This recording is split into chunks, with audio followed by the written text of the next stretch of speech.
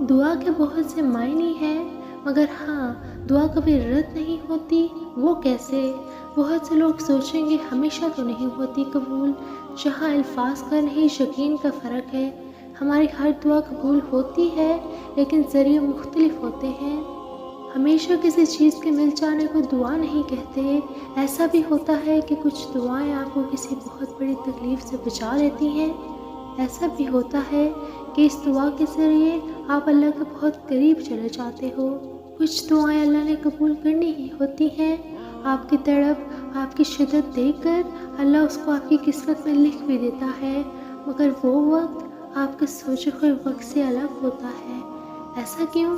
کیونکہ اس دعا کو جس طرح آپ اللہ سے مانگتے ہو، اللہ کو آپ کو اس سے باتیں کرنا، بار بار پکارنا اور اتنا یقین سے مانگتے جانا اللہ کو بہت پیار آتا ہے۔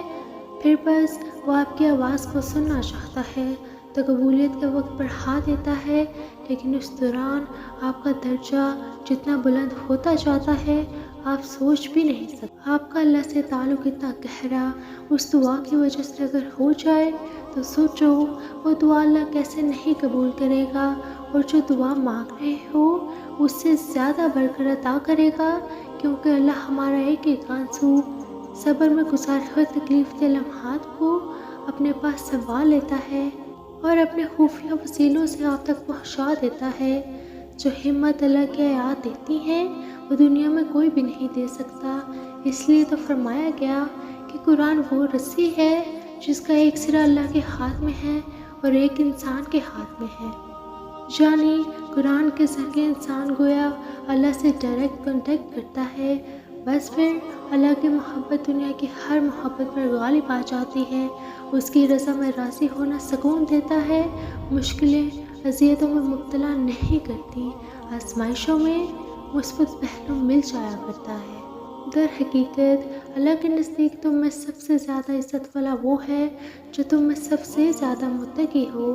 جب منفی سوچیں دماغ پر حاوی ہونے لگے اور دل پریشان ہو تو اپنی زبان پر استغفار اور درود شریف کی تسبیح کرتے رہیں، آپ کی ہر مشکل آسان ہو جائے گی انشاءاللہ۔ اگر تم دیکھنا چاہتے ہو اللہ تمہارے کتنے قریب ہے تو سجدے میں کبھی سبحان ربی جل اعلیٰ کی سرگوشی کو اپنے دل کے ساتھ طاقت کر کے دیکھنا، تم محسوس کرو گے کہ جس کا نام لے رہے ہو وہ تمہارے سامنے بیٹھا ہے، تمہیں دیکھ رہا ہے، تمہیں سن بھی رہا ہے۔ انسان کتنا عجیب ہے، رات گھر آنے سے قبل ناشتہ لے آتا ہے، بارش میں نکلنے سے پہلے چھتری لے لیتا ہے، اندھیرے میں نکلنے سے پہلے ٹارچ تھام لیتا ہے، مگر افسوس قبر میں اترنے سے پہلے کوئی تیاری نہیں کرتا، کہتا ہے دیکھی جائے گی۔ افسوس۔